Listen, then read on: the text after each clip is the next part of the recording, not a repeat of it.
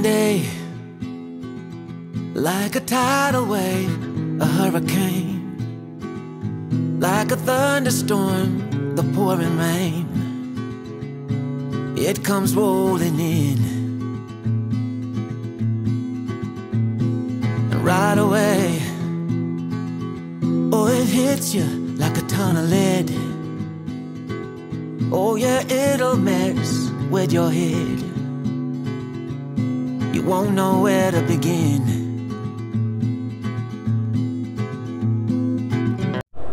Welcome to Atimunan. Ito sa kabila, Atimunan to proper. Update tayo mga buddy, nasa Gumaca na tayo. Sige nga, bato-bato na nalalagay ah. So yun mga buddy, second gas na natin. Yan yung papasok na yung radyo. Fire the oil. Ingatan tayo ito mga buddy kapag nag-overtake kasi makasilubong natin darbuhan ng mga truck. Buddy, pahinga mo kami itong mulan, pero mainit siya yun. Kaya buddy, kaya kasagaran niya ang bakti-bukso kasi bumaba yung ano niya, yung bracket niya. Kakabit ang kalsada na ito mga buddy, parang ilog na natuyo. Ito yung way mga buddy, yung tago kung doon ka sa diet na daan.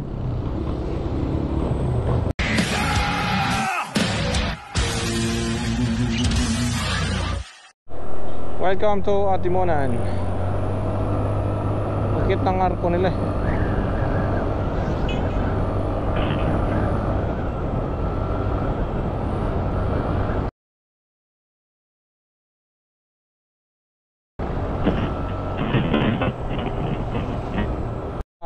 Ito sa kabila, Atimunan to proper. Dito tayo. Gumaca na next natin.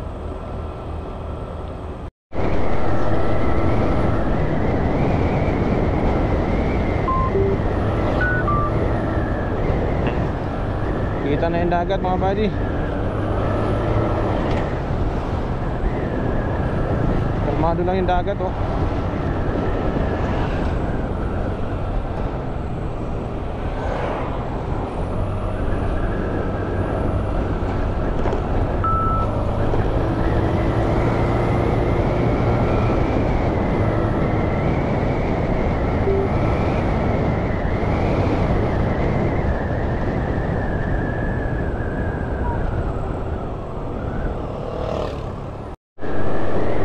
Welcome to Plaridel. Sa Plaridel na tayo. Time check 10:35 na naman. Mas ng hangin mga buddy, di ko sure kung maririnig to sa mic natin yung sinasabi natin.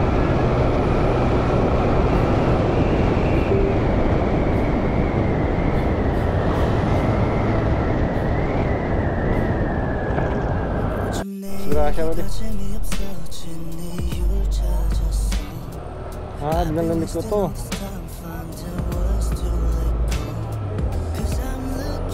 Biglang lamig ko yan. Bibilis kasi mga buddy ng mga sakyan dito, kaya kailangan doblihin na talaga tayo. Dalawang ano na yung dandaanan natin.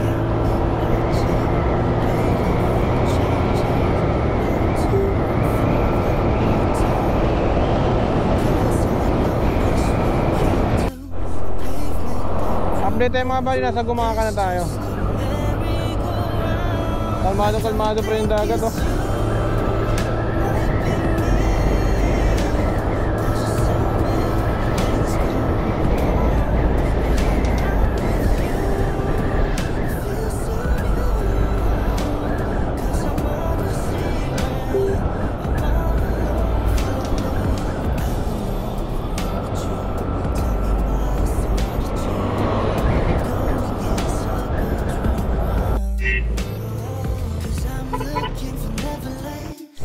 Bato-bato na nalalagay ah.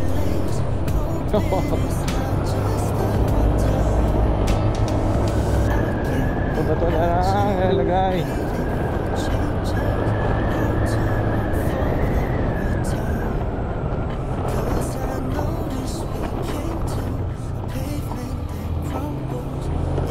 siya na lubak dito sa Bicol.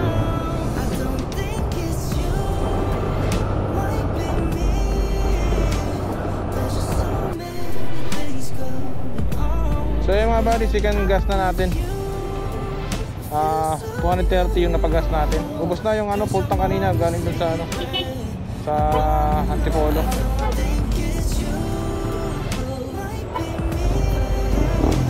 So sakto dito sa Lopez. Ubos yung full tank. 200 kilometers din yun mga buddy. 3 kilometers yung inabot ng natin, yung gas.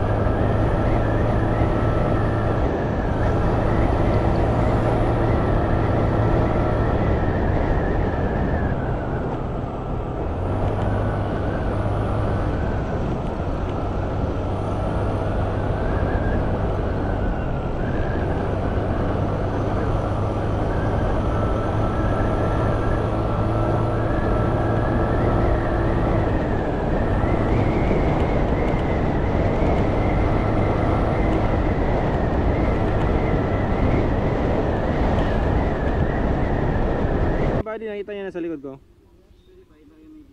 Yan yung gate. Yan yung gateway palabas ng Maynila. Palabas na ano? Palabas na ano? Yan yung papasok sa Encantadia. Nakikita ko na dyan si ano? Yung hari ay yung reyna ng hangin. Yun, uuwi ko na pag nakita ko. Yung reyna ng alikabok sa'yo. Pasok na tayo sa gateway to Bicolandia, no? For the first time. Yan o, kita yan. So papahinga lang kami ngayon mga buddy kasi sobrang init. Time check tayo. Gusto mo magkaroon ka ng boses? Time check is already 12:49 na ng tanghali. So dito sakto may kainan dito sa ano, sa may malapit sa gateway, Bicolandia. Dito kami kakain. Tapos ayan yung ano. Yan. Kain na kami, tapos update namin kayo kapag ano, pagka alis na tayo. So sa ngayon magre-relax muna kami dito kasi almost 4 hours din na biyahe yun magmula dun sa may ano, sa Sigsag Road. Let's go. When we wake, hear the birds and see the sun. Side by side our fears are done.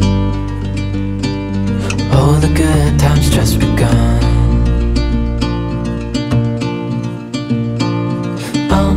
We know what we have, let's hold on tight. Found what we're looking for in life. Call us crazy, but things are finally right. With you and I, the future is bright. Oh, you and I, we got it. We don't need no more. Even in the hard times. So ayun mga buddy, nakapagpahinga na kami dito. Kumain kami dyan sa Bicolandia Coffee Store. Kung makadaan kayo mga buddy, daan kayo dito, kain kayo sa nila para masuportahan din natin yung mga siyempre mga lokal na nagtitinda dito. 1, 2, 3, 4. Okay mga buddy, pasok na tayo sa gateway to Bicolandia. At yung mga kasama natin nauna na, nakapagpahinga na yung iba, nakapag-iglip na saglit. Next stop over natin dito mga buddy is papunta tayo sa Naga City. So estimating time nito almost 4 hours ng biyahe natin. So sa panahon naman mga buddy, medyo okay naman kasi mainit, hindi siya maulan. At update na lang tayo mga buddy sa kung saan tayo makakapag-stop over, makakita tayo ng mga magandang view. Sa ngayon, bakbakin muna natin to, yung kahabaan ng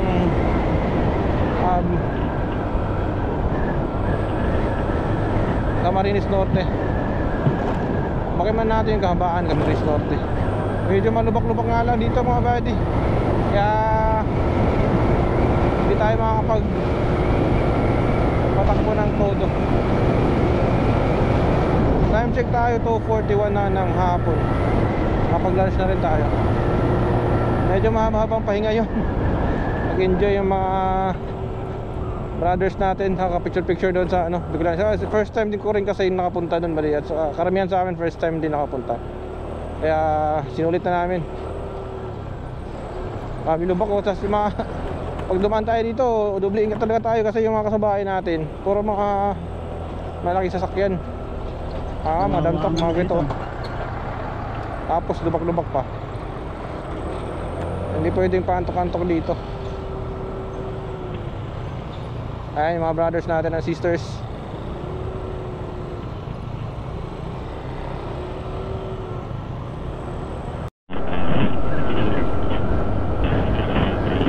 Umalik tayo sa ano, sa Quezon Province, Tigkawayan. Kaya pumasok tayo sa Bicolandia. Welcome to Bicolandia. Dito mga buddy, pumasok tayo ulit sa Quezon. Kung palatandaan natin sa Quezon, may mga gitong kulay, oh. Kulay blue tsaka orange. Tigkawayan, Tigkawayan, Quezon.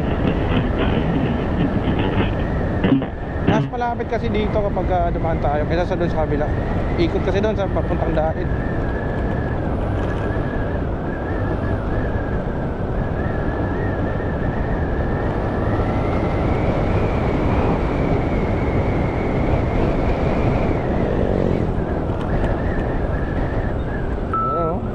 dump truck oh.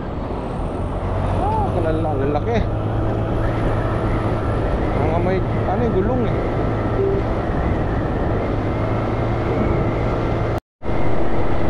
Update tayo mga buddy, nasa ano na tayo, Tagkawayan. Basta na patakbo ni Bunso oh. Mahabol din, mahabol.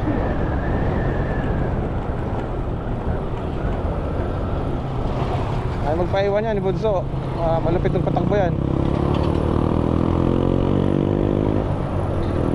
Yung apat kaming nauna, tapos yung apat din nasa hulihan.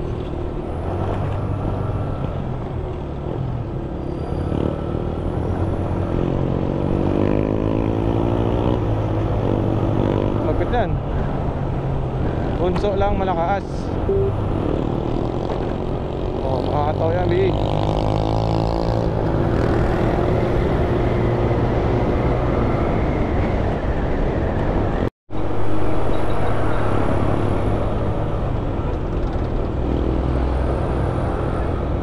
Fire in the hole. Mag-iingat lang tayo dito mga buddy kapag nag-overtake kasi makakasulubong natin mga dambuhalang mga truck. Ayun o, sobrang bibigat na mga karga na ito.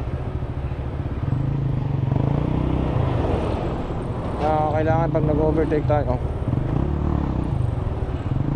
alisto tayo. Go, go, go.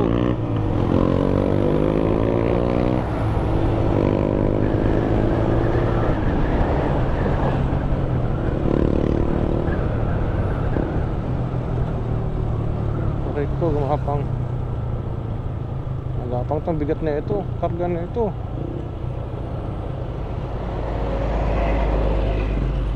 Overloaded. Hindi ma-overloaded pero bigat lang, tama lang. Hindi naman kakarga ng overloaded pala yung mga yan kasi mahuhuli sila kung sobrang bigat ng mga karga.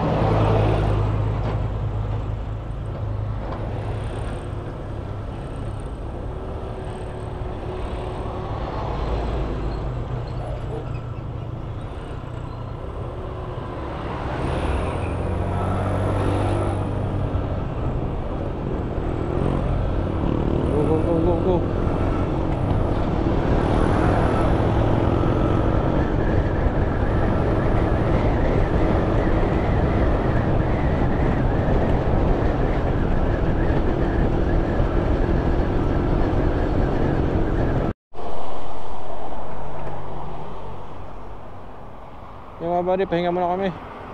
Biglang umulan. Pero mainit siya, no? Kaya sila. Ulan init no? Si Kablog, dumiretso na. Inis na motor natin, oh.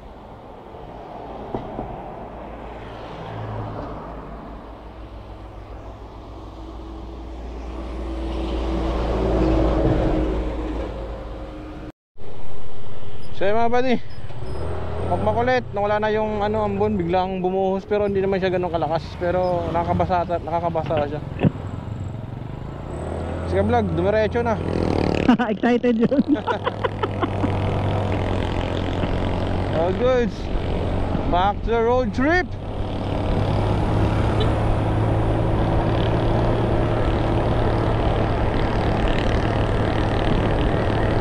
Three hours pa.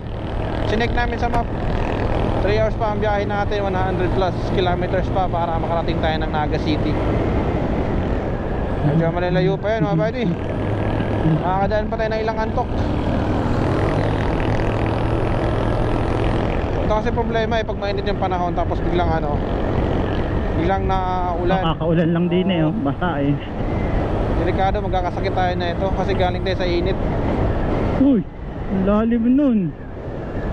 Tapos ang problema pa, malalim yun maulan. Oh, lalim nga. Shoot ka doon? Hindi, ewan ko si muntik na ata si madam. Maraming dito, maraming butas sa kalsada na to. Lalim nun. Kailangan talaga yung mata mo. Oo, kailangan yung mata mo alis ko sa ano eh. Ginagawa dito sa gitna oh. Mula dun sa dulo na pagkasok namin dito, ginagawa yung gitna. Lalalim yung tabi.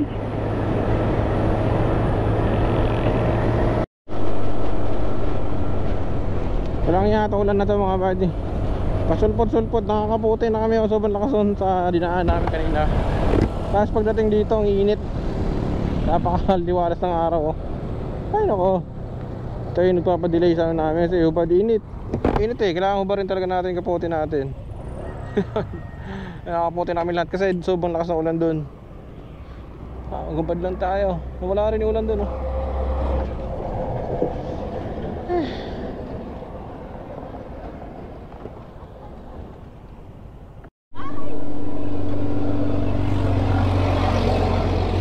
So mga pare, pinaklasan namin yung box ni Bunso kasi ano?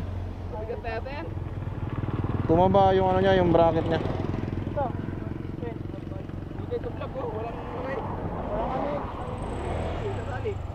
Tali sa leeg ni ka vlog.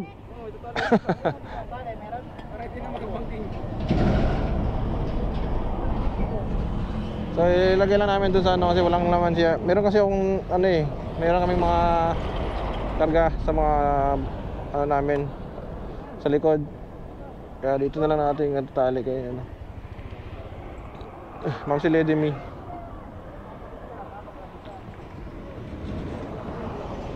Oras na 4:23 na ng hapon. 3 hours pa yung babakbakin natin. Vlog oh, naantok na oh. Pikit ba? Yung bumaba kasi siya oh. Eh yan kasi problema pag ano eh, isa lang yung bracket eh. Isa lang yung ano ba, tornilyuhan. Dapat hindi siya dalawang ganun.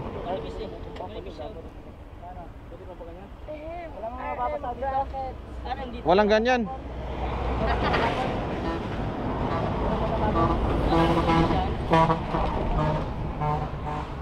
Ay, tatali na nila. Go.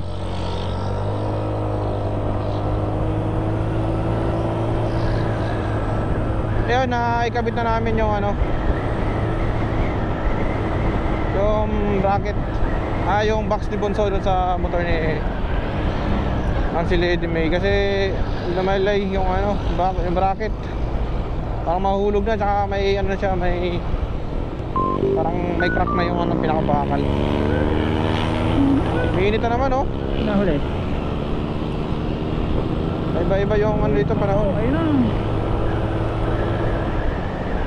Ayun si Bunso, wala ng bracket. Wala ng box pala, I mean. Fuck! May butas! Lubak.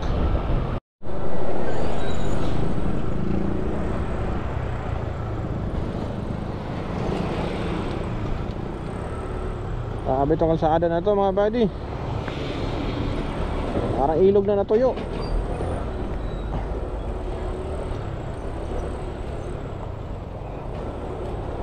Sabi naman to, pinabayaan niya naman to. Highway na highway.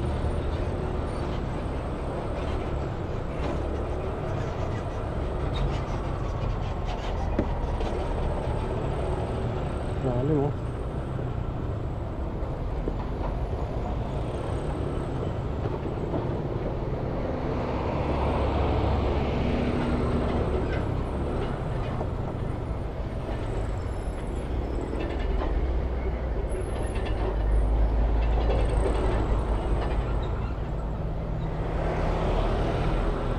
Grabe na.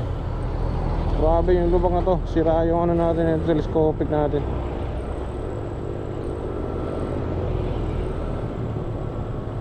Ito yung way mga buddy, yung tagos kung doon ka sa diet dadaan. So nga pala mga buddy, napag-desisyon na namin na huwag nang dumaan ng Naga kasi sabi ni Ma'am si Lady May na may daanan daw sa Balatan daw. Yun daw yung shortcut para hindi na makadaan ng Naga City kasi traffic daw pag ganitong oras, baka mas lalo kaming matagalan. So dapat kasi yung third namin na stop over mga buddies doon sa Naga, pero yun nga, final decision na kasi gabi na. Time check tayo, 6:40 na ng hapon mga buddy.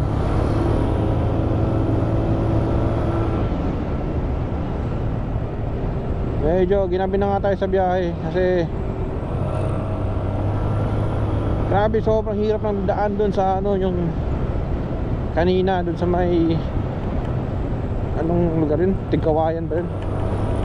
Sobrang lubak. Delikado dumaan doon pag gabi. Sana wala nang lubak dito, buddy, kasi padilim na. Delicate tayo pag dire-diretso yung takbo natin. Hindi natin mapapansin yung malaking lubak.